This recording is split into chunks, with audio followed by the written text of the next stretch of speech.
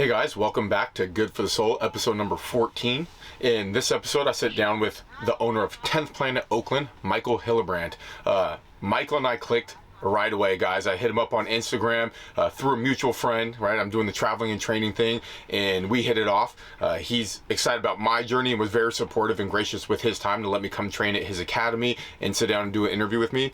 But guys, I kid you not, he has some of the best instruction I've taken. In his culture at his academy is phenomenal, right? So Michael's competed in some of the highest level jiu-jitsu, the EBI tournaments, and you know, he's a black belt in that 10th Planet system. And so for me, it was really cool because I trained a couple of times at his academy. One was a competition night for the week before ADCC. So we did rounds, and I mean, he's got a good crew. So that was a blast. And then the week after, I came and did the interview with him as well as his fundamental class. And since I hadn't actually trained at a 10th Planet seriously before, he ended up going over some rubber guard stuff. So for me, it was really cool to be like, okay, I've heard rubber guard, mission control, New York, all these positions. So I got to learn some of the specifics on that, as well as just being around him and his mindset about jiu-jitsu and his approach to training, his approach to competing, his life outside of the mats. I mean, one night after training, him and I just sat there and talked for 2 hours. So it was a blast. I call Michael a friend now. He's an awesome guy. So Michael, thank you for your time. And guys, I'm really excited to share this one for you. It was a great conversation, and we would have went for 3 hours, but we ended up having to cut it short because people are coming in and we had to get to some training. So it was an awesome place. If you're ever in the Bay Area at all, you got to go to 10th Planet Oakland and get some training in with him. Couldn't recommend it high enough, guys. So before we jump into that, quick reminder, go to jockofuel.com, support yourself by getting some awesome supplements. These are the greens that I use. Let's see if you can see them right there. Jocko Green Superfoods, right? They're great. It's an American-made product, American-made company.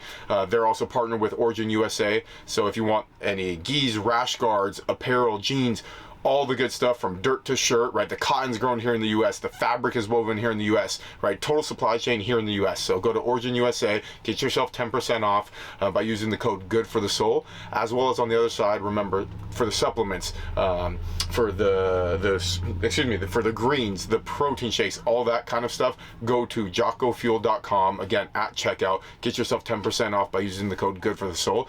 And guys, without further ado, here we go. Episode number 14 of Good for the Soul with Michael Hillebrand.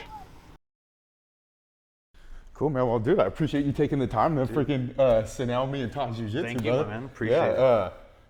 This was my second time training at 10th Planet, because I trained in Seattle with Nate Orchard before. And you've been super welcoming. Last Wednesday was legit. We got to roll. That was a blast. Yeah, but let's start from the beginning. Where does your love for jiu-jitsu come from?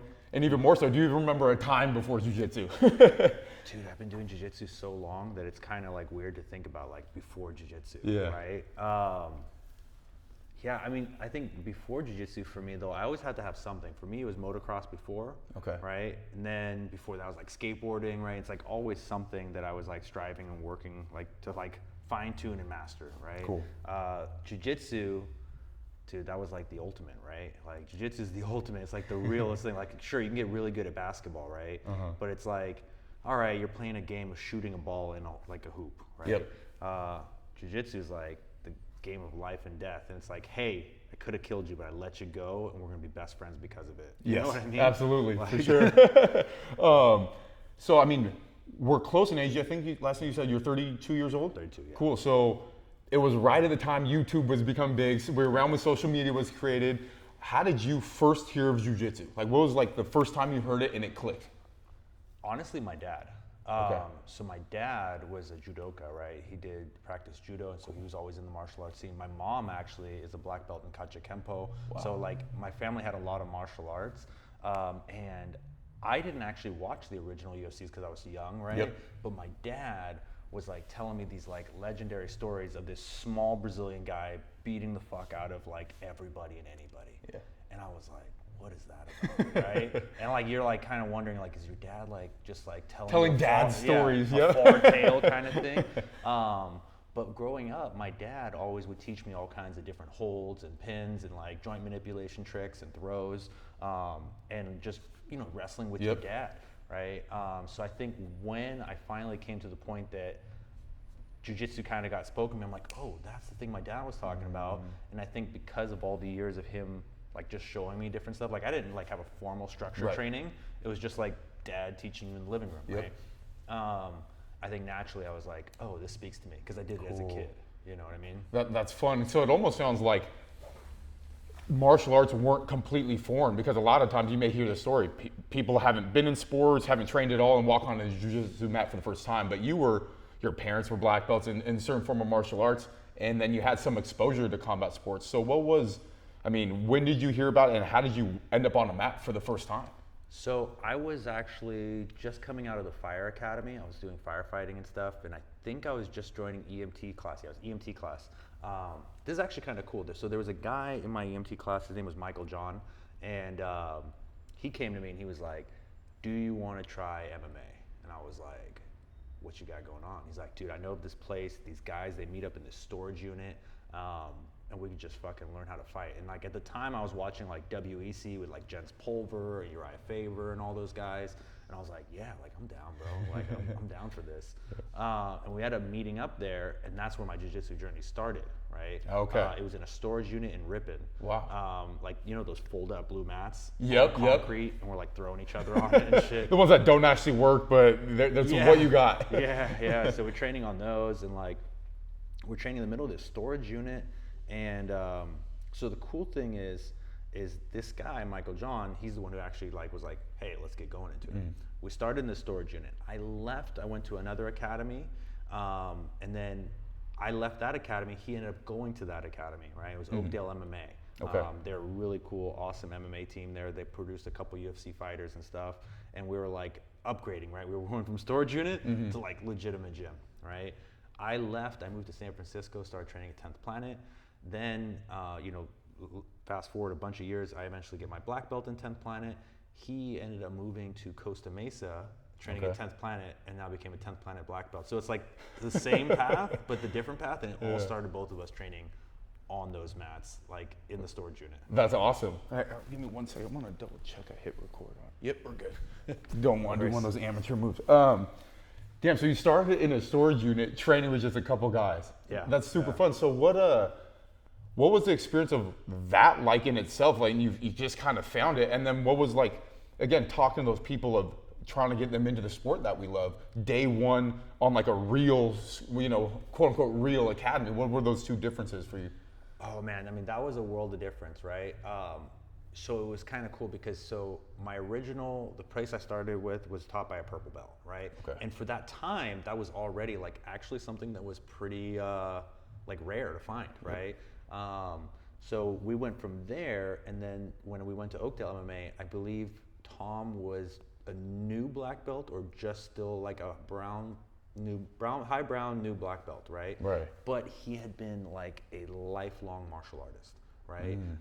He came from Greece, and he had been training in Kache Kempo, I believe it was, over there, and then a couple other martial arts. And so he had like a very extensive martial arts background, and the facility was professional. I mean, like they had boxing rings and stuff, and cages and all these different mats. And the cool thing was it was like a complete package. You had a striking coach, you had a wrestling coach, you had a jiu-jitsu coach. Like you had all those different aspects versus one guy just teaching you everything. Yep. Right.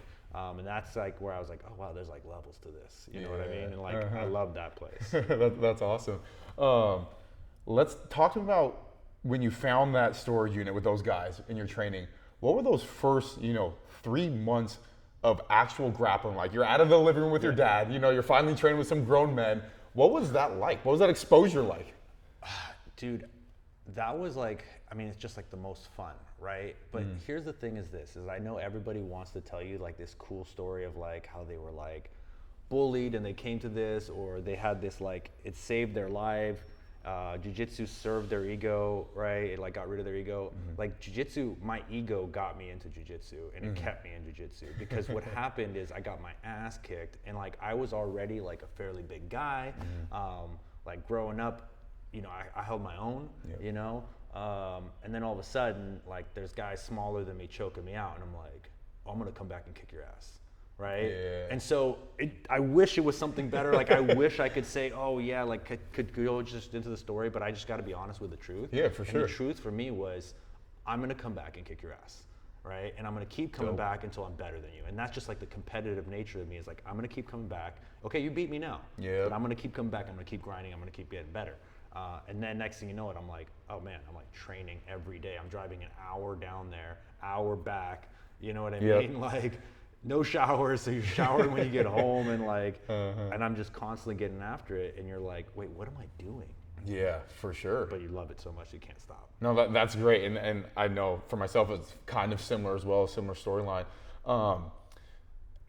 Those again, first 3 to 6 months, were there times you were feeling discouraged? Because I mean, it's still, hey, you're still getting beat up by those little guys all the time. You know, when did it click for you? When were you like, I'm starting, whatever time frame that was for you, I'm starting to get a handle on what jiu-jitsu is?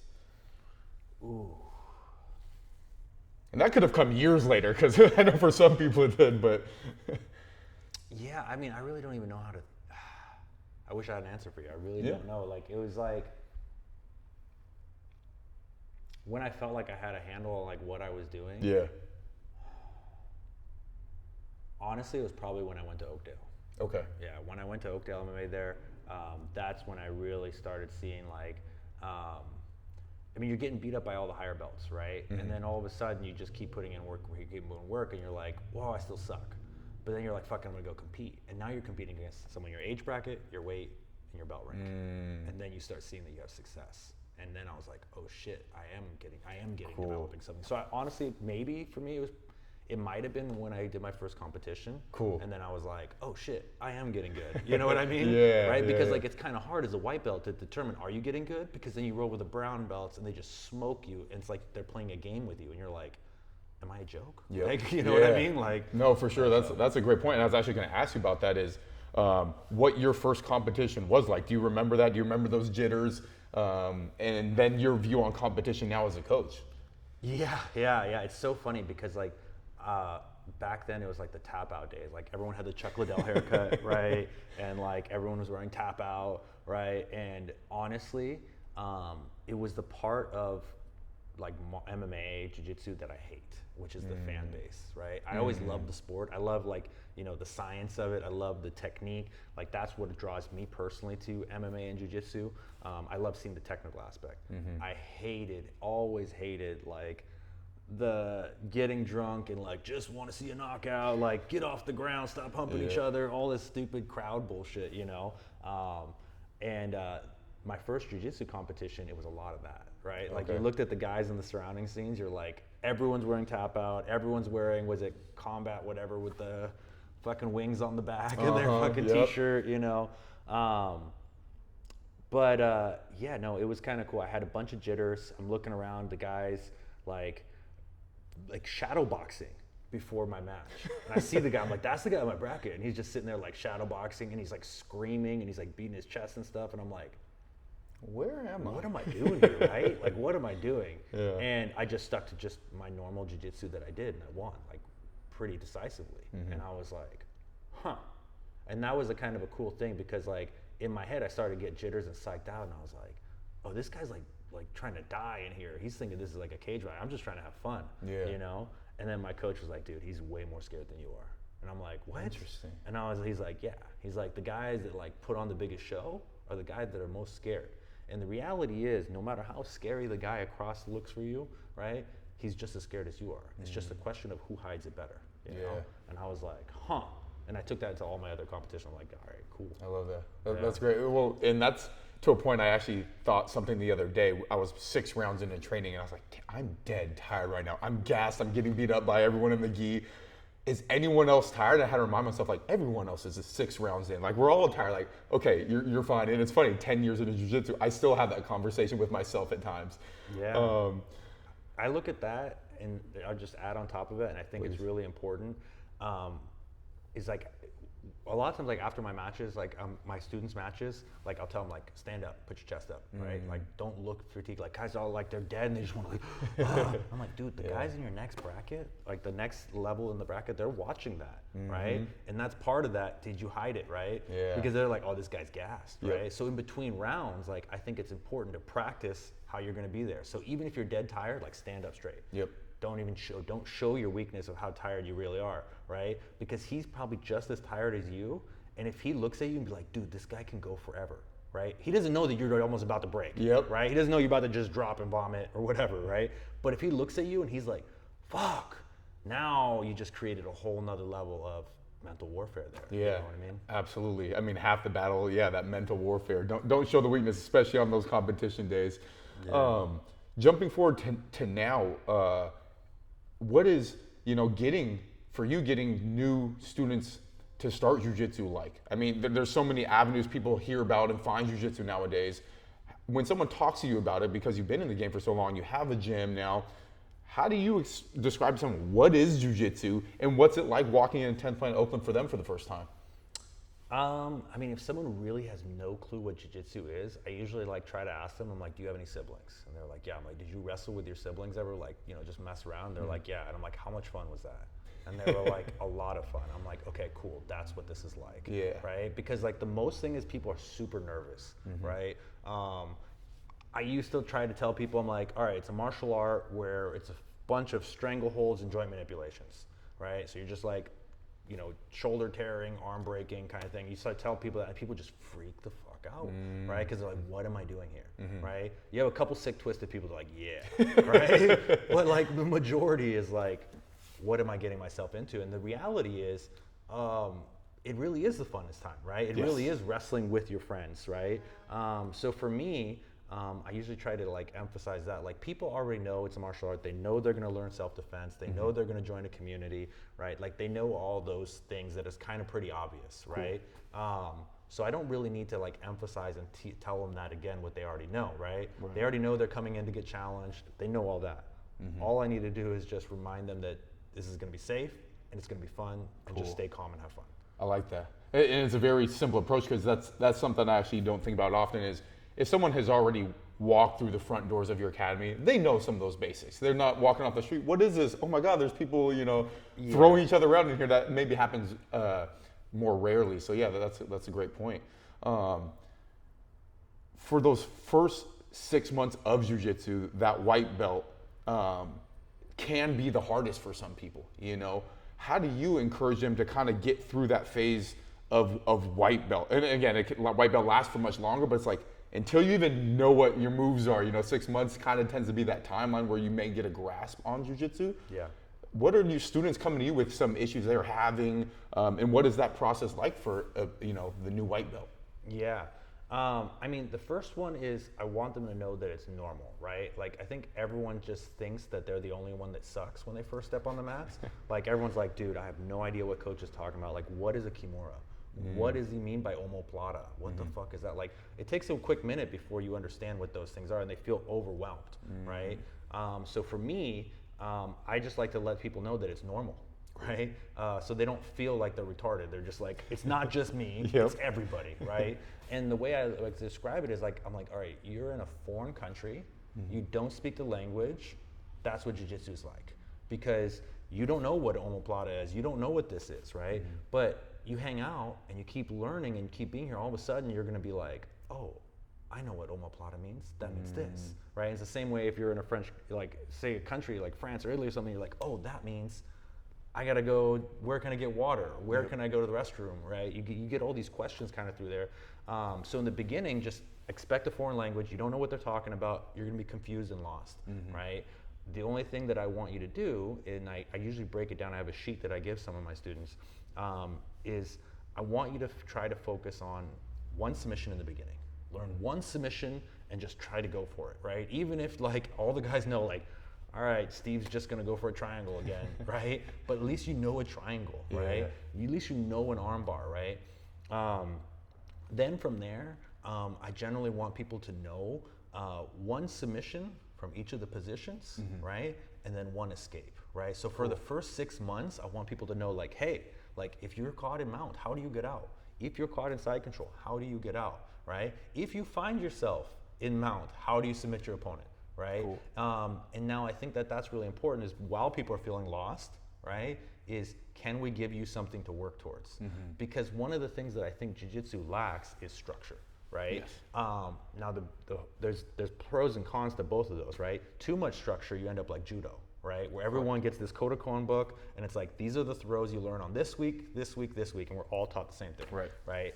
I think that that's great for structure, but that's just not jiu-jitsu, right? Like we gotta be in touch with our Brazilian roots that added that surfer beach vibes, you know, where like you added that soul to it, it's character and soul, right? And that's the creativeness where you get with barambolos and everything else, leg locks, and judo misses that. They miss that they miss that evolution too, right? Like judo is not coming up with new throws, right? Yeah. We're coming up with new techniques every academy around the world. So that flavor is super, super important to keep. Yeah, no, that's great. I like how you're describing that. I think the next evolution for the progression in jiu-jitsu is, hey, past that 6 months, they're starting to get it. They may even get their blue belt, right? But you know the term, you've heard of blue belt blues. What are some of the reasons people are coming to you and saying, hey, like, after 2 years, I got my blue belt, I don't want to train anymore. Why do you think blue belt blues is a thing? And how do you try to keep people on the mats for longer? Blue belt blues to me is like, it's kind of hard because basically you got stuck. You quit evolving, right? So like what for a lot of people makes it like that passion is either a goal to work towards, right? Like you're like, hey, I'm gonna win blue belt worlds. I'm gonna win this match. I'm gonna win this. Like you have certain goals that you set for yourself, right? And then the other thing is too is that you start getting to that blue belt level and then all of a sudden you're like, I do these set techniques. And every time you go to class, you do those set techniques, right? But now what happens is you have a little bit of an ego. And the ego is the part that's bad. Because now what happens is you don't have a goal that you're working towards. And because you have that ego, you're not willing to change, right? So like say you're really good, you came in as like a high school wrestler, you got to blue belt quick, right? Because you had some good fundamental grappling, you had some good top pressure, and now your whole game is takedown, pressure, pass, right? But now are you gonna let yourself play guard and get smashed and passed, right? Like are you gonna show that weakness, right? Whereas your game should be to, in the gym, like I don't care about gym heroes at all. Like gym heroes means jack shit to me. If you're getting smashed on in the gym, I know a bunch of guys, obviously I'll leave them anonymous, that I've seen guys like black belts and I've rolled with them and I'm like, wow, this guy's not what I thought he was gonna be, right? Like, and it's kind of weird, this was like early in my career, like there was guys that were like world title holders and I'm like, he's not as good as I thought he was gonna be, wow. And then you watch him in competition and he's like, brings it to a whole nother level. Right. And what it is they don't care about gym heroes. They'll leave themselves vulnerable. They'll let themselves tap. Like they're building. Like the gym is where you create, you build, right? You make mistakes, trial and error. Blue belts, a lot of blue belts don't have the ego to let their ego go, right? They don't have the confidence to let their ego go and say, okay, I'm gonna get caught in a guillotine a bunch practicing this. I'm gonna get caught in a bunch of this as I'm defining this, right? So being willing to tap is really important. Like I tell my students this all the time, like I've competed at some of the highest levels. I tap every single day. You know what I mean? Like I have no problem tapping at all, right? If one of my students taps me, to me that's an accomplishment, right? For sure. Like I love that shit. Right? And from your instruction, that's pretty cool. Well, that's what I'm saying. Like for me, that's like my ultimate goal is to have my students beating me and being better than me in every way possible, right? Like that's my absolute goal.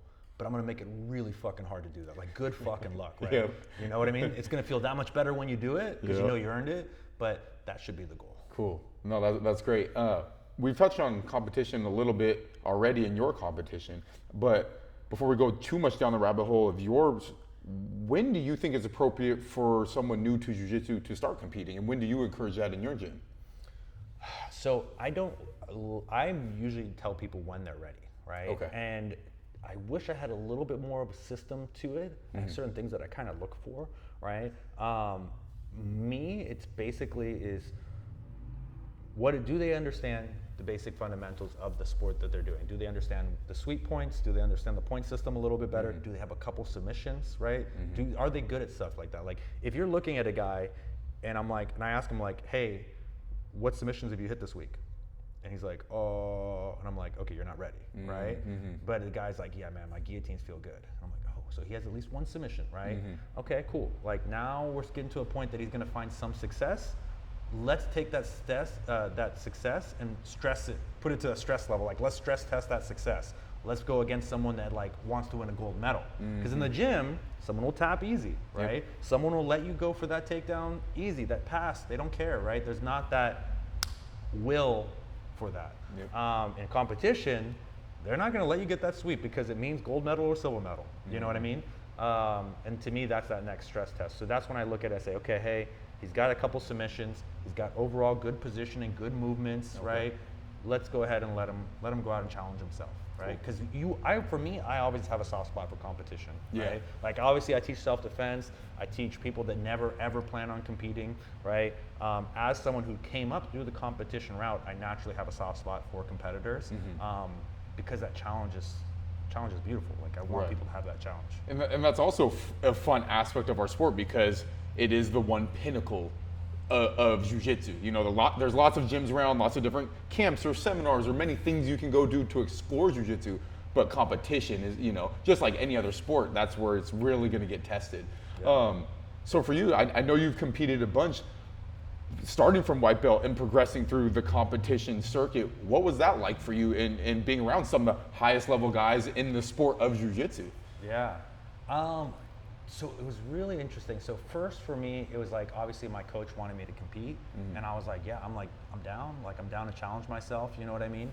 And then originally my whole goal was MMA, right? And so for me, I looked at jiu-jitsu as like a stepping stool, right? Like, all right, let's try a little bit of, you know, resistance. We'll do just the grappling aspect and then we'll build from there.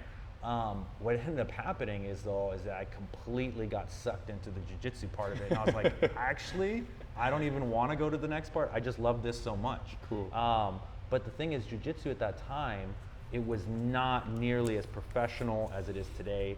It was not what it is today, right? There was a couple local tournaments here and there, you know what I mean? But there was no money in jiu-jitsu, right? Like, no, there was no prize money, right? Like, you got a medal, and that was cool.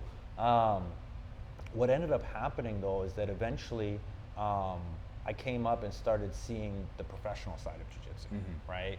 And you're like, wow, wait, you don't have to be an MMA fighter? Like, that doesn't have to be your only avenue? Like, originally you would think, oh, making money in a cage is the only way you can do this, like, and financially support it. And then all of a sudden you're like, oh, wait, like, you can get good, you can do seminars, you can open up an academy, you don't have to, you can just stick to jiu-jitsu. And I'm like, okay, this is cool. Like, I really like this. Yeah, I dig that. What, is there any competitions that you've done that stands out to you the most?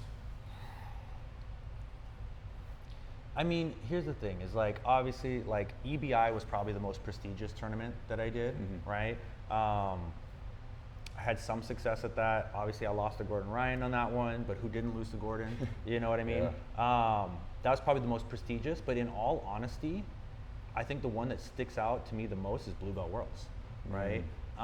Blue Belt Worlds was an interesting one for me. It kind of goes back to your previous question of like when I started going at this more seriously. Quick interruption, was Blue Belt Worlds a gi or no gi? No gi. Okay. No gi, yeah. I had already done a bunch of competitions, local competitions. I'd won a bunch of stuff, but Worlds was like professional, right? Like that was that real professional level. And I didn't really think at this point, I looked at myself as a professional, like going towards it. And you're like thinking Blue Belt, like yeah, at Blue Belt, I started taking it professional when I started striving for Worlds. And what it was is my coach told me, he's like, dude, you're good. You're gonna win Blue Belt Worlds this year. And I was like, what? Like, what are you talking about? Like, I didn't even plan on doing Blue Belt Worlds, right? But he told me, he's like, you're gonna do Blue Belt Worlds in like 4 months, right? And you're gonna win. And I was just like, I didn't believe him, right? Yeah. And then all of a sudden I was like, he sees it, maybe I gotta see it. I'm gonna strive towards it, I'm gonna work towards it. And then I made that my goal. And that experience, I took silver medal at Worlds, and then bronze in the Open, I think. But that was that most standout competition for me personally, because it was the representation of jiu-jitsu as a hobby / like obsession to like, this is a lifestyle, right? Cool. And like, this is who I'm gonna be, like, you know what I mean? Like, this is me. Like So like, sure, we could talk about other competitions that I did and won, but to me, blue belt one, that was the most significant one that stands out to me. Cool. I like that. Is there any particular moment or competition that was the hardest struggle? Because it sounds like that was a positive impact, you know, even though you got silver, was a positive impact on like, wow, your entrance into the professional world of jiu-jitsu. Was there one that really put you down? We're like, damn, this sucked. This is now a mental thing, a physical thing, whether it was injury or mental thing you have to get over. Was there moments like that in competition you've had? Dude, every single one. So like, for me, yes, every single one. No, but for me, one of my personal downfalls is I was always battling injuries, right? A lot of like serious injuries from both of my knees, to my lower back, I had a torn AC, and then not only that, but like for me too, is like I had this really bad issue where I had just reoccurring staph a bunch of times, and it just took me out of training, and then I'm like, okay, I want to go after it, I'm better, and then it come right back, right? You get cleared from the doc, everything's good, and then it comes back like 2 weeks later, right? And then like all of a sudden you're like going to compete I'm flying out to ADCC trials in Romania, and I'm like, I had 2 weeks of legit training. You know what I mean? Yeah. And those I think were the hardest, where it's just like, fuck, what am I, like, you know, because like you want a perfect camp, but you know, I remember I was talking to Jake Shields about this, and he's like, perfect camp? He's like, who has that? And I was like, well, you don't just feel like 100% before your use fights? Like, he's like fighting George St. Pierre for the title and stuff, and he's like, no, like, you're always fucked up. Everything hurts. He's like, everything hurts. Yeah, exactly. And I'm just like, oh, okay. Yeah, all right. Well, I guess this is normal then. Right? Yeah, that's totally fair. Yeah, that is kind of a funny thing where if you've done jiu-jitsu long enough, you know something's gonna ache when you step on the mats, and there's a difference between hurt and injured. You know what I mean? You're gonna train hurt. There's gonna be bumps and bruises. Injured, you need to reassess. So it sounds like you've been through that. And last week when we met, we were talking those reoccurring staph infections, which is a bummer to have gone through. How is that affecting you now? And what, you know, does it long-term affect your training? I mean, so it affected me really cool is that when I got to open up my academy, I got to be obsessive on making sure cleanliness was a key, right? Because I don't want anyone to have to go through that, right? And I'm just super OCD like that. I'm like, I want absolutely a spotless academy. Cool. That was really good too, because opening up the academy, obviously I was nervous because I was like, can I even do this sport as an instructor if I'm gonna continuously get this stuff? You know what I mean? I'm using defense soap, I'm showering constantly, like what can I do? One, I can manage it myself as the head instructor. That's where all of a sudden like I stopped getting them, right? I stopped getting them, and I started just being like prioritizing it, you know what I mean? Like if I would teach a seminar, I'm like, do you guys have showers, right? Like they'd hit me up like, do you want to teach a seminar? I'm like, do you have showers? No. And I'm like, dude, respectfully, I can't do it. You know what I mean? Like I have to shower within 30 minutes after my training, like 100%, you know? If not, I need to make sure they got a 24-hour fitness, like within a 5-minute drive that I can go and shower into, and prioritizing it like that. Cool. But yeah, it's become, it's definitely manageable now. I don't get them anymore. But the lasting effects, like that's what we had talked about, right? And that's something that I think that it's really important that a lot of other grapplers take seriously. It's like, they're like, oh, cool, bro, you're talking about like being clean, like whatever. Like they kind of get the tough guy mentality, and it's like, nah, dude, like I'm telling you, like I'm a pretty tough dude, right? It's just years and years of this breaking me down that I realize how important it is, and I don't want anyone else to have to feel that same feeling.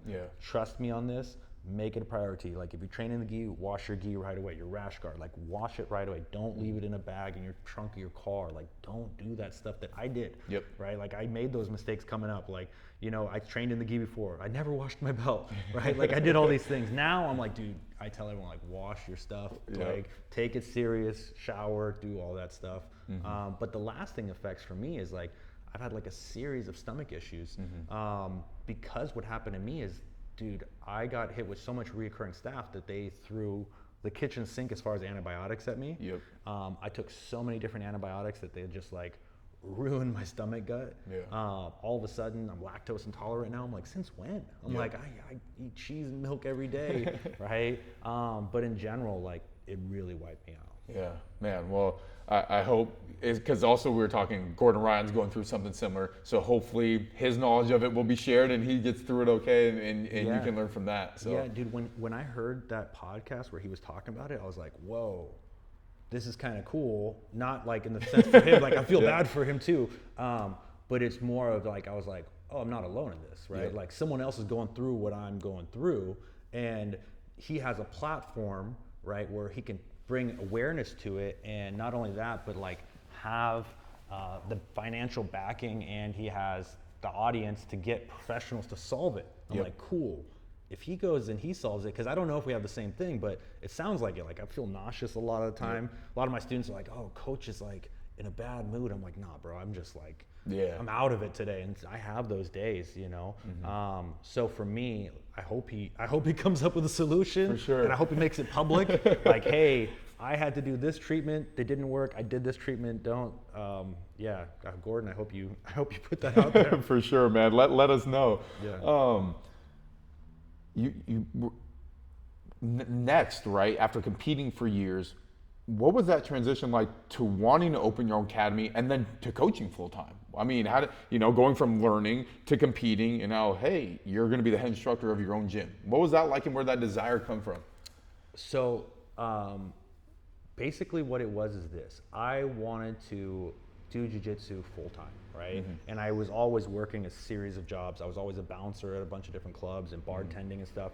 That was generally how I got through jiu-jitsu. Is I worked all night long, and then I would train in the day, right? And so, but the thing is, it's just not sustainable like that. And so I decided, I was like, I'm gonna open up my academy so I could just be on the mats 24/7, right? And then I announced I was opening up my academy, and ironically, I kind of got a warning about this. I was talking to Kai Otera, and he's like, you're gonna open up your academy? And he asked me the same question, like, why do you want to open up your academy?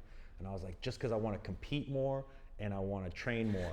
And he just starts laughing at me. And I was like, damn, bro, like what? And he's like, you don't open up academy to train more, right? Like you are becoming a coach at this point, you know? Like your competition is going to be very limited once you become a head coach. Like that is a sacrifice. Like, and anyone listening, like if you're thinking, oh, I'm going to open up my academy so that I can train more and compete more, good luck, because the reality is you're taking on the role of an instructor as a coach, and your competition is put on the back burner, right?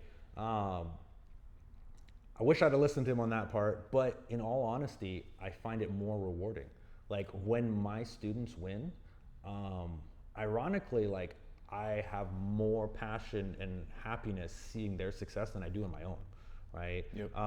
Like winning feels cool, but like it's mixture. Yeah, it's a really great feeling for about like a minute and a half, 2 minutes, right? That day, but then the next day you're like, all right, well, it's back on the grind, right? Man, when I see my students, I'm like, that happiness is way deeper, right? Cool. You see that feels like, because you see all their hard work, all their sacrifice, all the ups and downs, all the way along the way there, right? Or whatever's going personally, physically, mentally, you see all of it. And then now you see that success come to life. That's awesome. Yeah, and that's funny that you're talking to Kyle about that, because I mean, becoming a head instructor of a gym, opening your own gym, you're also a business owner. So you don't get to run it like someone who gets to go to a class, or maybe you coached at a gym before and it's like, cool, I just get to do that. It's like, no, running a business is its own skill, and you have to learn all the other systems involved with it. And coaching sometimes is what you end up doing the least. You have to run the front desk. There's so many other things that go into running a business, in a gym business in particular. What are some of those challenges that you faced while being a head coach? I mean, that was the thing. It's like, well, like I said, my motivation was I want to do more jiu-jitsu. Then all of a sudden you're like, wait a minute, logistically, there's more to this, bro, right? And although like I helped teach at the San Francisco location, like I helped teach there for a long time. In my head at that time, I was like, I know what this is. I've been here. I understand it. Then you go and do it and you're like, oh my God, I understand nothing. You know what I mean? There's so much more to it. And that's the whole thing, is like, now you have to realize that it is a business. You have to, in order to do what you want to do, in order to build your guys and do all the things you enjoy, you have to make sure that the business is sound. And there's a lot of jiu-jitsu gyms that don't have the business sound, and that's why it's a great gym and it eventually fails. You know what I mean? Like, you have to make sure that the numbers line up. You can pay your bills at home, and then you can pay the bills at the gym, and all that works out, and then you can continue to train, right? And so for me, honestly, I thought I was ready for business, but then all of a sudden I just kind of felt like I got thrown in the water. I was like, wow, there's a lot I got to learn. And I just treated it like jiu-jitsu, right? I was like, okay, I'm a white belt. Let's study up, let's learn, right? And I just dove into the web and just like research. You see, everybody wants to sell you something, realize what's bullshit, what's not, right? And like, how can I just run a successful academy, but also at the same time, still try to hold on to the family values, right? Of like the jiu-jitsu culture, right? Where that was important to me is it's very easy once you start going into it's a different realm, the business realm, that people are like, it's cutthroat, right? This. And I'm like, bro, like I get that part of it, but for me, like I legit love my guys, right? Like I don't want to like look at this as like a little money-making factory, right? I'm cool with like paying my bills, and like for me, happiness is really, like I said, like going out to the comps, flying out with my guys, seeing their success, the journeys we have along the way. You know, we fly out to Dallas, compete at No-Gi Worlds, and then after that we go to like the Texas State Fair. You know, those adventures are my fun time. So for me, finding the balance of keep the lights on, make sure, you know, I got my bills paid, right? But at the same time, remember that we're a family. And I think that's kind of that balance that as a business owner, treat it as jiu-jitsu. You can win at anything as jiu-jitsu if you treat it like jiu-jitsu, right? Study, train, get your technique, refine it. Use that for business. Cool. But remember your values and what you want. I like that. And that's clearly why you have a successful gym here, which is amazing, and a very clean gym, which which I know you put a lot of work into that we were talking about last time. For some of the, again, people who are new to jiu-jitsu, learning about whatever phase they're at, gi versus no gi. Talk to me about it. Dude, I always tell people it's apples and oranges. Some people like both, some people like one or the other. You know what I mean? I started in the gi, but I think everybody really started in the gi, because back then I think Luto Libre was like the only one that was doing only no gi, right? And I ironically did not think I would like no gi, right? I came into no gi as a gi guy, right? Ironically, I founded 10th Planet and thinking that I wasn't gonna like 10th Planet, right? That's the funny thing. Now, oh man, it's so hard to get me in the gi. Like I do not like training. I don't enjoy it. That's just the reality of it. I don't really enjoy it. Some of my friends, generally they'll trick me into it, right? They're like, come train, and I'm like, all right, cool, we're doing no gi today, and I'm like, yeah, of course. And they're like, just kidding, here's a gi, you can wear it, you know? And I'm like, damn, I'm wearing the gi today. I don't mind it, honestly. It's still jiu-jitsu, and like I said, I trained it for a long time, so you know, I still remember everything that I did back then. Ironically, like even as a security guard, when I was bouncing at the clubs, like sometimes like in the wintertime, like I used a jacket against the guy. Like I choked a guy out with his jacket before, you know, I've thrown a guy, I've controlled a guy with it. So like there's certain aspects that'll still stick out to me, but even through bouncing, I realized they're not always the case. You're in a hot, sweaty club. Most guys take their jackets off. It's just a t-shirt, right? Underhooks and overhooks. You know. Cool. The person who's most nervous, right? Does it matter? I guess more importantly, which they start with, because that's a never-ending question. You know, you're always going to get it from either side. Oh, this school has it. This school doesn't. Is it a give one a shot for 6 months, then go to the other one, give it a shot? You know, because a lot of academies still nowadays, well, they have mostly gi or only no gi, and I think some are starting to mix it, but you know, maybe they're not exposed to it. You know, they listen to this. How do they decide? Man, honestly, watch it, see what looks best to you, what looks like you're going to enjoy the most. You know what I mean? To me, I mean, obviously as a no gi academy, I have guys with zero experience every day, all day long for the last couple years. Cool. You know, and there's no problems with starting with no gi. I think that's like a weird thing that some people put on Reddit, thinking that there's a difference. The only time I see a difference is with the kids, right? And with the kids, I'm only talking about we're talking about like the 4 to 7 year olds, right? The 4 to 7 year olds, like there's something weird that happens to them where like they're running around getting crazy like kids do, right? Yep. And then all of a sudden you put this like uniform on and they're like, oh, I'm the Karate Kid. Yeah. You know what I mean? They're like, oh shit. They're like, yes, sensei. You know, like it's like they're acting. It's like it's a show. They're like putting themselves into a character. They're like, oh, and like the uniform makes them think that. But adults don't need that. You know what I mean? Adults don't need to be like put into this uniform for sure to make themselves focus, right? And like not run around chasing each other. Yep. You know what I mean? No, totally. And yeah, you see it. The kids, they love wearing it. You know, hey, let's get ready for jiu-jitsu class. Cool. You have this thing you're now doing. Yeah. But maybe as adults, we don't need that as much. You know. Yeah. So, a huge thing again in jiu-jitsu is the belt system. You know, whether it's gi or no gi. Was there a belt that meant the most to you when you received it? Maybe what was getting your black belt like? And how do you explain the importance and insignificance of belts to people in jiu-jitsu as well? I know that was a multi-layered question. Yeah. I'll try to do my best on that one. The most important one was obviously blue belt, right? Blue belt, it was like, I told myself like, cool, if you get a blue belt, you can dip out and go on to a next hobby. Right? Like I was like, you could. Like not saying I wanted to, but I'm like, yeah, you could dip out. You know what I mean? Yep. Like if I got there. All of a sudden you get there and you're like, oh wow. Like, you know what I mean? Like this is, to me, the blue belt was like the significance that I had not mastered. I had acquired a skill. I had acquired some level of some form of skill, right, in this sport. And that was like, I was like, wow. And that to me valued the most. That's like the biggest change where you go from like Joe Schmo walking down the streets who thinks you know how to protect yourself, but you don't really know how to protect yourself, to like, hey, I'm proficient to some degree in this sport. I know how to protect myself, and you walk through life differently. So to me, that's the most important because it changed the way I was, the person I was, right? The person I was at blue belt and purple belt, very subtle. The person I was before jiu-jitsu and the person I was at blue belt, most significant change in who I am as a human. When I got my black belt, now that was a crazy thing. Like I said, man, I wish ego wasn't involved, but for me, even throughout my jiu-jitsu career, there was a lot of ego. And where I was like looking at it, where I'm like a blue belt and I'm just like tapping out a fuckload of purple belts. I'm like, why am I not a purple belt yet, right?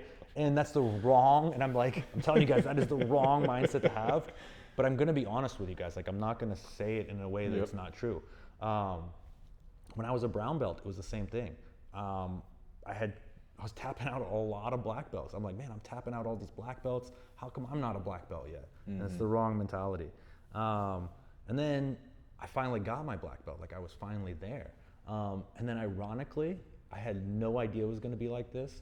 But like literally that week that I came back to the mats, I was like, I feel like a white belt again. I felt like, and it was actually nice. It was really nice in the sense that you have a target on your back. Don't get me wrong. Now you got a fucking target on the back. Once you get your black belt, like you have a target on your back forever, right? Like everyone's trying to kill you, right? For sure. And you better be ready for everyone to try to kill you.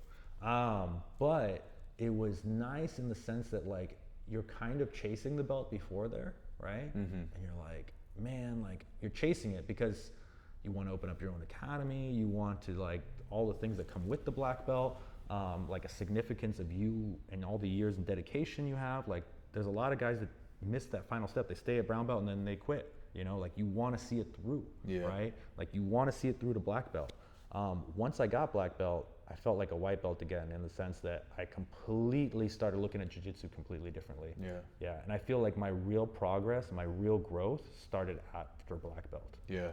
I know that sounds crazy, but it's no, true. Man, it's a conversation I've had recently as well because not that I'm a black belt yet, but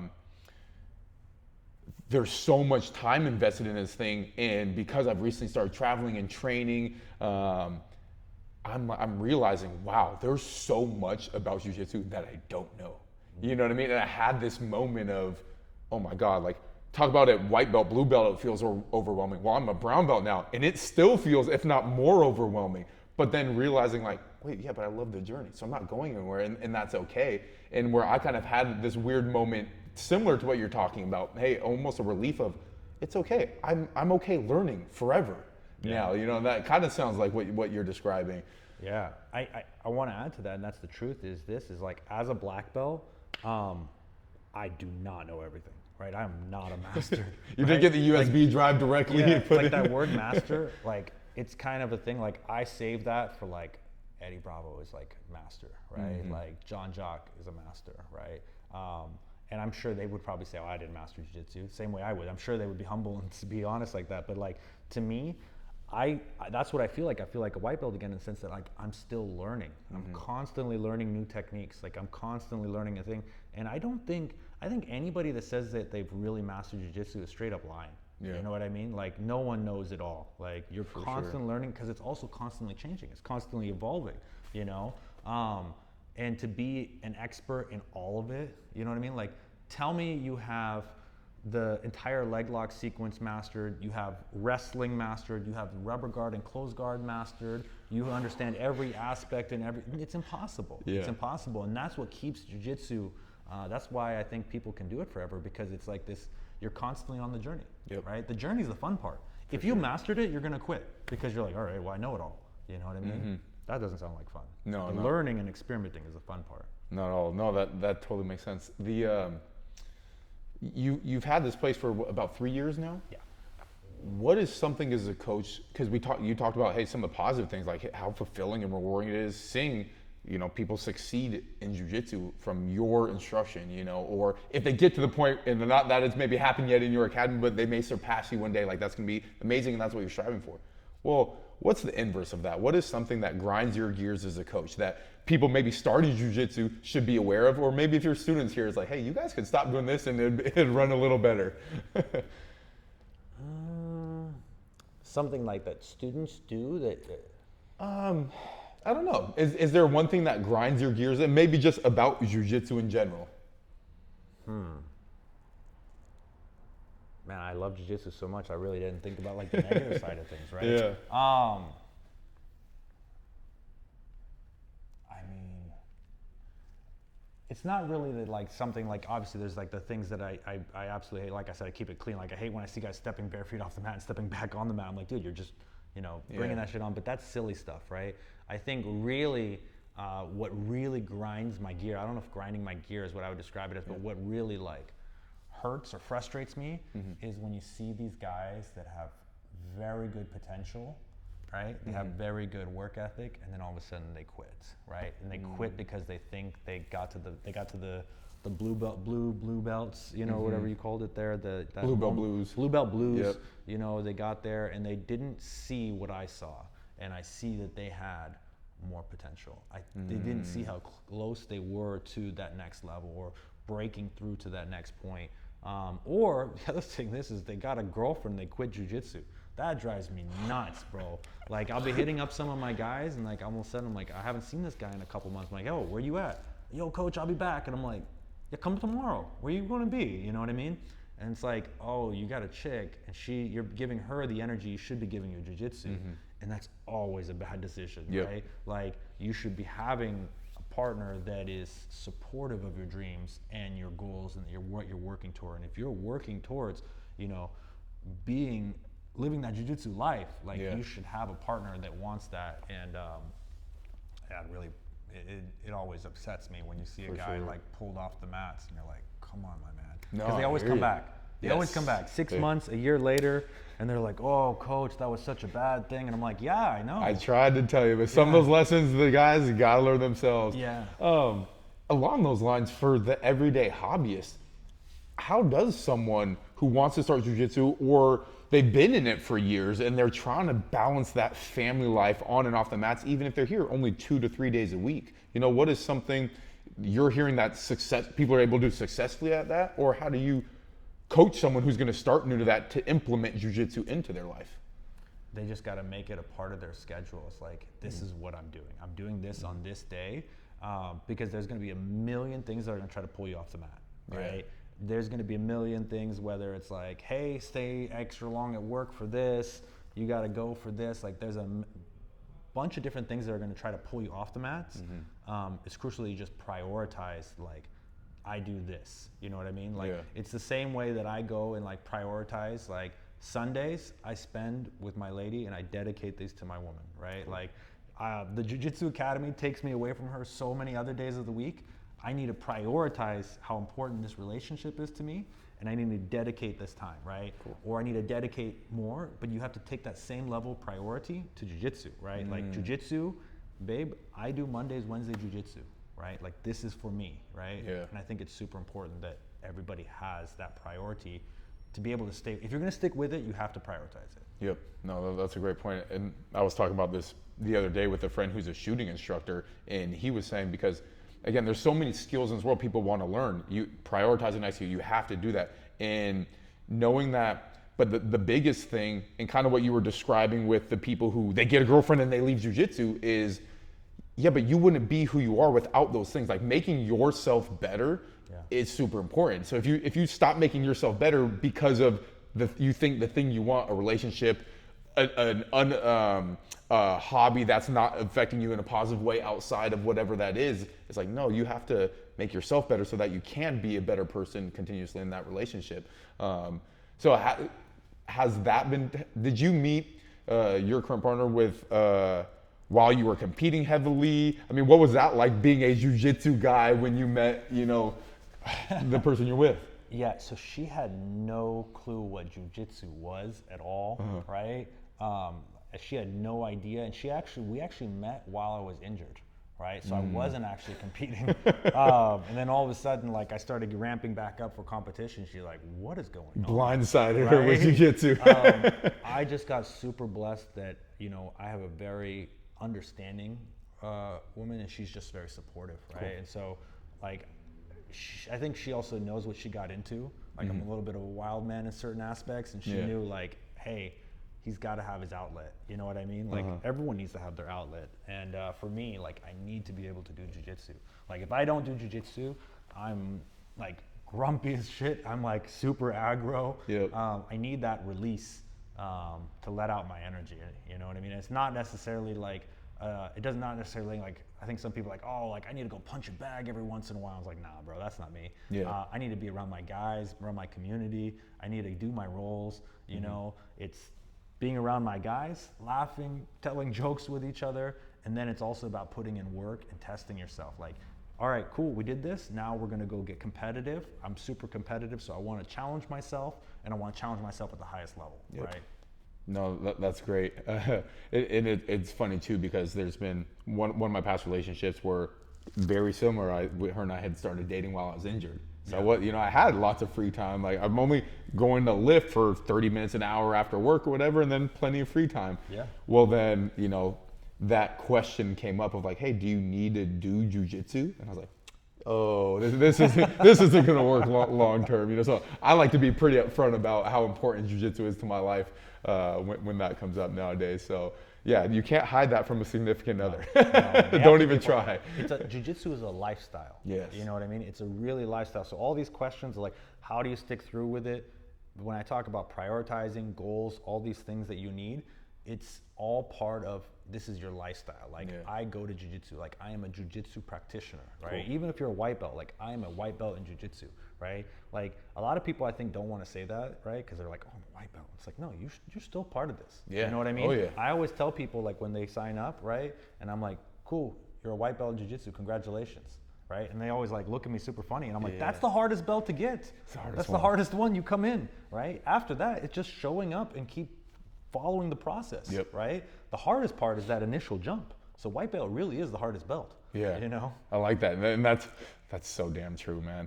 And that's my goal, is to try to get as many people into jiu-jitsu as possible, because we know how fun it is. Right? Like where else in the world can you with your friends get on a padded room and go wrestle for a couple hours? Like that's not okay in any other environment. What happens too though is that you change, where all of a sudden like, I'm like, dude, I try to find myself, like I say I go to like a work party for my girlfriend at her work or something, or like you meet up with some normal non-jiu-jitsu people, and I'm like, oh, what do we talk about? Right? Because like I have a hard time like relating to your conversation, right? Because my world is, I live the jiu-jitsu path. Like guys are talking about, oh, we're gonna go get drunk at this place. I'm like, I don't really like doing that. You know what I mean? And you know what's interesting along those lines is, I think because of how truthful jiu-jitsu is, in the actual practice of, hey, It works or it doesn't. You're better than this person or you're not. And everyone knows that the hierarchical structure of jiu-jitsu, right? Yeah. Which gives us the ability to have the most interesting conversations on the mats. Like me and my team or whatever, you're sitting down after training, after sweating, sometimes you have a beer on the mat, whatever, and you're like, you end up talking about whatever in the deepest form of it, because nothing's superficial about jiu-jitsu. No. You're this close, you're touching, you're sweating on each other, you shower up, and it's like, cool. Now we just had this moment on the mats. We can have a conversation about some real things because everyone comes from a different walk of life in jiu-jitsu, which is really cool to me. Like Wall Street guys, blue collar people, females of all types. I mean, like from everywhere, every sex, race, religion, whatever, and we get to meet here, do this similar thing and enjoy jiu-jitsu and enjoy Chess Company for what it is. I think Renzo Gracie, what did he have that quote? Like, there's more philosophy on the jiu-jitsu mat than any university or something like that? Yep. I mean, like, obviously, you could argue the other side for sure, right? But I know what he means, and it's true. There's a lot of philosophy in every aspect of jiu-jitsu that could take you down hours and hours and hours of just philosophy. Yeah, and that's one thing I like to talk to people or tell people when I talk to them about jiu-jitsu is like, it's way more than learning than that 1 hour of practice. It's way more than learning the technique and just getting in shape. The community, the friendships, the other things you're gonna learn about. You're gonna meet people you never would have met in any other format or walk of life, And so, I mean, I'm sure you see quite a bit of diversity here on your mats as well. Dude, everybody under the sun, you know what I mean? And that's the cool thing is I think jiu-jitsu is for everybody. And I think that we have that more now than ever before. Because when I started jiu-jitsu, it was like everyone's gonna beat your ass every single day, and you didn't really get that warm welcome in the beginning. The trial by fire days. Yeah, it was just like you're gonna get your ass kicked, and then all of a sudden they're like, "Oh, he's still sticking around? Okay, cool. Now he's in. Now he's in, right?" And so we were like a special group of like crazy people. Yep. Now it's like it's way more welcoming that it really is for everyone. You don't have to be someone with a screw loose. Like, I know you raced and did stunt bike riding. I did motocross. Like, you were already kind of a loose cannon. You know what I mean? And I think those are the people that initially came to it. But it was also like, it wasn't public knowledge of how jiu-jitsu is for everybody. It wasn't out there like, hey, anybody can do this, right? Sure, karate did a great job of that, right? Because it was established, like you can do kids in it and stuff. It was a grimy storage unit, and we were all just throwing down in there. You know what I mean? And the only stuff on the internet at the time, which everyone gave them shit for, was Henner and Heron stuff they were putting on. The old breakdowns. Their Gracie University had just started, 10 years ago now. Well, now everyone has stuff online, and it's very prominent, but those were the original stuff and things that you could really just find online. Well, for me, when I started, there was nothing online. When I started, there was maybe a couple books, right? I think like some of the first books I remember obviously was Eddie's. I think Andre Galvao had his like Drill to Win. Like I literally would go to Barnes and Nobles, and I don't even know if they have those anymore. But I'd go to Barnes and Nobles and I would get the books there. Wait, the books or the stores? I would get the jiu-jitsu books at Barnes and Noble. No, you said you don't know if they have them anymore. Oh, yeah. Well, both. I don't know. Like a lot of my guys have Mastering the System books, the Eddie Barber, Mastering Rubber Guard, because I tell them to, right? It's cool to see. But then I remember to me, if I remember correctly, the first real YouTube that I saw was Submissions 101. I think there was a guy named Ari. He was like one of the first people to really make jiu-jitsu technique videos on YouTube. Okay. Right? And then I think Henner and them came out later. Okay. But I want to say it was Submissions 101, that dude. Look it up. It's super old school. Like it's probably like 480, resolution. But it was cool. That's cool. Awesome. And I think he was only started as like a blue or purple belt teaching techniques on YouTube. That's awesome. What I mean? Who would have thought that you can learn the techniques the way you can?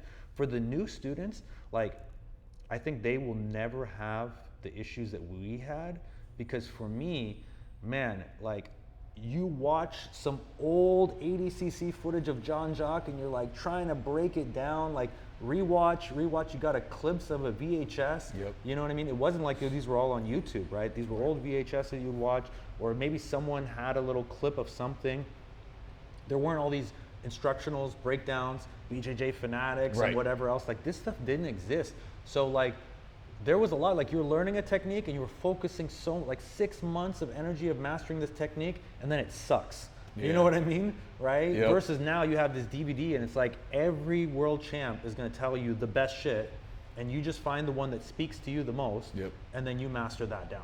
You know what I mean? Like it's way more expressed. Who's speaking to you right now? What information is out there that you're diving down the rabbit hole of that you enjoy? Honestly, it's not even really jiu-jitsu competitors. Like I watch every jiu-jitsu thing. Like if it's who's number one, if it's ADCC, whatever it is, I'm watching it, right? So I'm constantly pulling in data, but I'm more, instead of like a specific person that I'm watching, and like I'm more of like just pulling in data from everyone. What I'm more striving towards right now is coaching, right? And so what I really like is seeing and trying to dive into is like a more systematic approach, like less of the bullshit techniques and more of like what's going to be the highest percentage, what's going to speak to what people at what rank, like how can I deliver this message the best, how can I have them retain this information the best.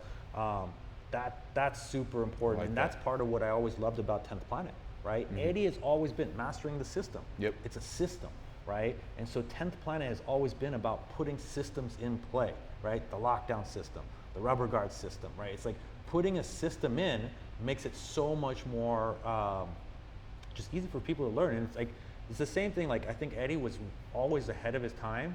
It's like, man, I remember I would learn a triangle and I'd be like, what's this called? Triangle. Okay, cool. What about like this? Oh, triangle, right? Like a different variation, right? What about if I do it like this?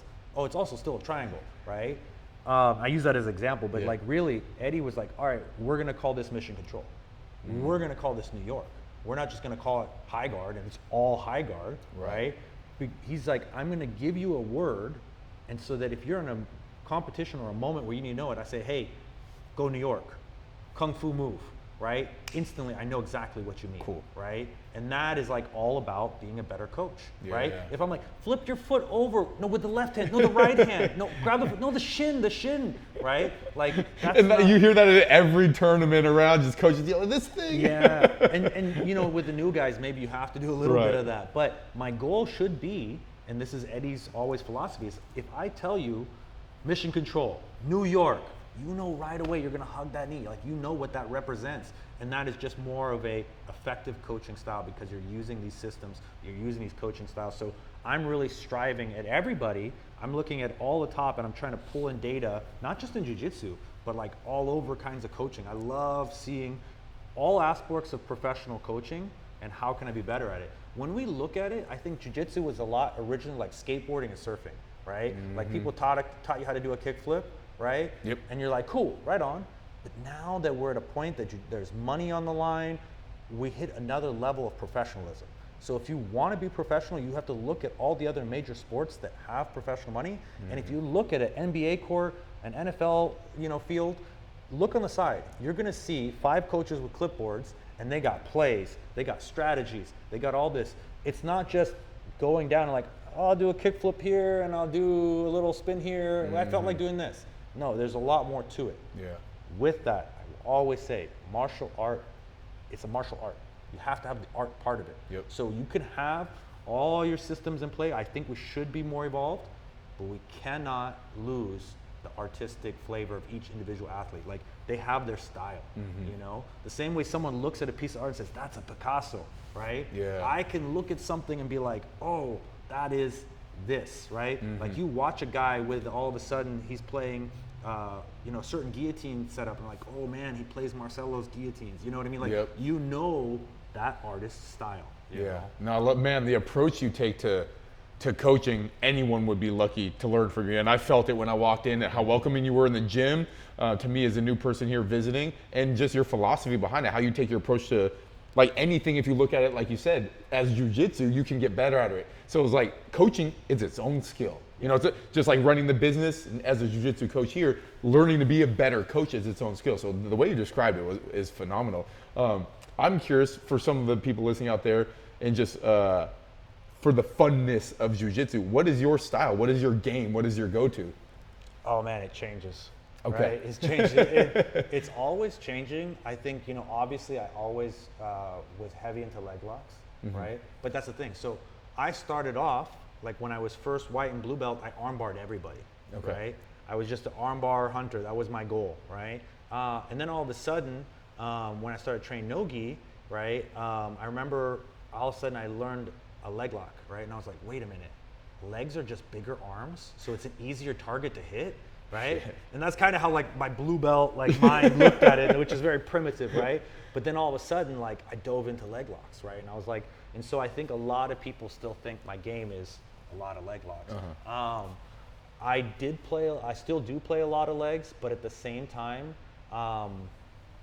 right now, I'm using a lot more of like takedowns and top pressure. I like working on that. Cool. But I think if I'm really looking at what my goal of my game is right now, as I'm hitting 32, my goal is to refine my game and just work on it more in the sense of like Jean-Jacques Machado's philosophy, right? It's like, how can I still do this when I'm like 60, 70, 80, 90, right? Like, how can I do this, right? Can I play the inverted game forever? No. Back problems, you can do it, you know, like you can do it when you're young, right? But can you ask like a 60-year-old to play barambolos? Right. Very limited, right? Correct. So I want to look at it as like, I don't want to be all beat up. I want to play a game that's not going to beat my body up too much, and I can do this forever, right? What's going to work when I'm 60? You know what I mean? For is sure. it a strength or technique? Which one is it? You know? Absolutely. What style maybe gives you the most trouble? Is there anything you notice that every time I go against this, whether it's body type or person who does this, it always gives me trouble? And maybe, I mean, again, you're a very high level practitioner, so that's probably more rare than not, but. No, I know what you mean. I mean, this is for me, so I can know later if we get to roll. Honestly, I just hate dealing with these people is the anti-jiu-jitsu, right? The disengage, re-engage, disengage, re-engage, where they don't engage enough to actually do jiu-jitsu. They're just trying to come in on their terms, and then they're getting the fuck out, right? It's like, nope, don't want to do that. Yep. Yeah. Like you're playing butterfly guard, and then you grab an arm, and then they stand back up and run away, right? And then they just come in with like a flying fucking cut-through pass, and then it doesn't work, and then they back out again. And I'm like, I don't want to say that it's like, there's ways of beating these guys, right? It's not like this is some great style, right? It's just that I hate dealing with it because I'm like, for me, I want to play the chess match. Yeah. It's like we want to do jiu-jitsu, that's why we're here. You do this. Like, I want to play this game. And so, like, I hate when I face these guys in competition, you know, and like, they get like an advantage on something and then they're going to go and celebrate because they played anti-jiu-jitsu to an advantage or a point of some kind, right? I'm like, dude, that's whack to me. You know what I mean? Super like, whack, yeah. I want to, if I had a choice of what jiu-jitsu should be, I think when we look at almost any of the rules that are out, it's all for the audience. Every rule, like points, is for the audience and for the promotion because the promotion doesn't want to be there all day, right? And they have to make it somewhat entertaining, right? The truest form of jiu-jitsu should be no time limit and submission only. That should be the truest form, right? And then people will argue, oh, well, mount should obviously have a more value because, you know, it's such a dominant position, so we should value that. And it's like, I get that argument of it, you know, and everyone's going to play every rule set, but the most honest, if we're doing jiu-jitsu, don't say, oh, in MMA I could punch you. Well, then let's do MMA. Right? We're doing grappling. If for jiu-jitsu, for grappling, the most honest form is no time limit, however it goes, right? Did you gas out? Cool. Well, maybe your technique shouldn't be so energy relevant, right? I think in MMA they should do the same thing. It should be no time limit. I agree. Right? Like these guys that just go and play the rounds, it's like, cool, you get a break and a reset. You know how many times you see a guy about to get finished, gets saved by the round, gets another bit of energy, and then comes back? Right? And to me, rule sets is for audience and for the promotion. I want to see jiu-jitsu. I want to see MMA. I want to see guys, no time limit. Can you style? It's like the same question too as like wrapping your hands. Like, are people still going to be throwing in bare knuckle? Right? If we look not like that where they are now. If we look at this bare knuckle MMA fights, they're still wrapping their hands. Right? Yeah, the wrist and thumb part right here. The only open part is the knuckle itself. So it's like, wait, that's still a big ass but they shouldn't do it, man. Like, see, that's the thing. Is like, I think it's like all these rules that take away from the real sport. You know what I mean? Like, dude, I know so many guys that like got into some kind of an altercation. Like, they're badass MMA fighters, and then like I'm like, yo, where's Johnny, Steve? oh man, he got a broken hand.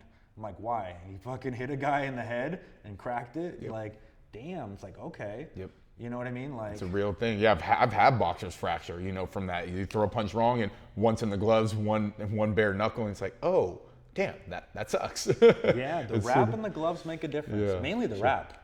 Yep, definitely. There's one more thing I was going to ask you about. One thing we were talking about last week. I was talking about, hey, your system, and asked you about the cards you have. Yeah. Because I thought that was really cool, because no school I had consistently trained at used the cards, and my assumption behind the cards was, hey, this is so you can track days you're here, and cool, you get your promotion based on this, and you broke it down for me. So if maybe we could share with people what the cards are and how you use them here. I mean, this is just my formula for the cards. And I got this from a friend of mine in his gym, right? He gave this to me. Other gyms do use cards for promotions, right? And there's some McDojos out there that do that. And I think that because of that, they've given the cards a bad rap, but that is not the correct way to use the cards, right? Like, the training record logs is more about a systematic approach, right? It just gives me data for all kinds of things. It'll tell me, like, obviously, like, say I have a guy that hasn't been in for a while, right? I might, like, if you have a couple hundred guys, like, how are you supposed to remember every single person? It's impossible, right? But I all of a sudden look at him like, I'm looking at you as you're giving me a card. I'm like, damn, what happened? Why you been gone for 2 weeks? What's going on? You know what I mean? And then I can remember, like, hey, I got to check with my guy. Like, if I'm going to be a coach and help keep him on track, right? Everything's going to pull him off the mats. I got to keep him on focus of his goal. He wants to win this title. He wants to get this. My goal as a coach is to help him achieve that. The cards help me do that, right? If I go and look at the cards too, is like, same thing with competition. I don't let my guys just go say, hey, I'm competing here. Like, I want to make sure they have a coach, and I want to make sure they had a proper training camp. So I make sure for my guys, they know local tournaments, 4 days a week for 4 weeks is the minimum. That's what I require of them. If they don't, I say, I take them from the tournament. They can't compete. I like that. Major tournaments, 5 days a week for 5 weeks is the minimum. Now, that is the bare minimum. If they don't do that, like, some guys are like, oh, all I have to do is this. No. That is the minimum. You should be doing more, right? But it's a quick way that I can look at the cards and see, like, oh, he has been putting in the work. Or say you want to compete, right? And I'll be like, all right, I've seen his game. How much work is he putting in right now, though? Has he been consistent? Be like, bro, you're only coming in like 3 days a week right now, or 2 days a week right now. Let's bump that up to 4. Let's give it for a month, and then let's see, how we're doing from there, and then let's go into the competition scene, right? And also for me, like I said, you have so many students. I'm horrible at names, right? It's a really great way, honestly, it sounds silly, but to remember people's names when you learn them. You have 200 people in the academy, and people coming in and out, It's super hard, but now you hand me your card, and I'm like, oh, okay, cool. And I see your name, and I see your face, and I say it, and I'm like, cool. And then for me, it just helps me remember people as people come and go. But as the new people come in, it helps me remember their name. So that's like a couple of the examples. There's a million examples of how you can use the cards to help you.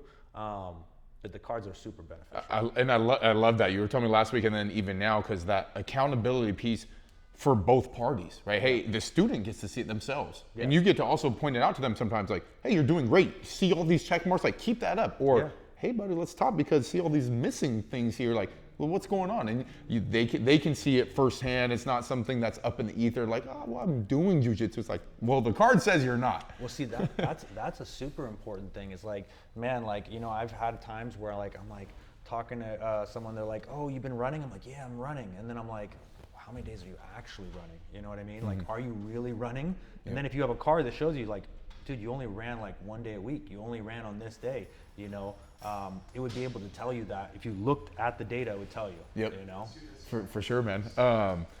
Because I know we're going to be getting that time. No, real quick, I want to ask you, completely removed from jiu-jitsu, what do you do that's good for the soul? Oh, man. Honestly, spending time with my girl, my family, like go seeing my dad and my family, that's the best thing. But outside of that, honestly, I'm an adrenaline junkie. Cool. If I can ride on my motorcycle, I recently started getting into spear fishing. We talked about that. If I can go out and shoot my bow or go shooting, any of those are always beneficial. To me, I just want to get out, do something that gets my heart rate going, something a little bit challenging. If it's challenging, I'm going to want to do it. If it's easy, person's not gonna want. Yeah.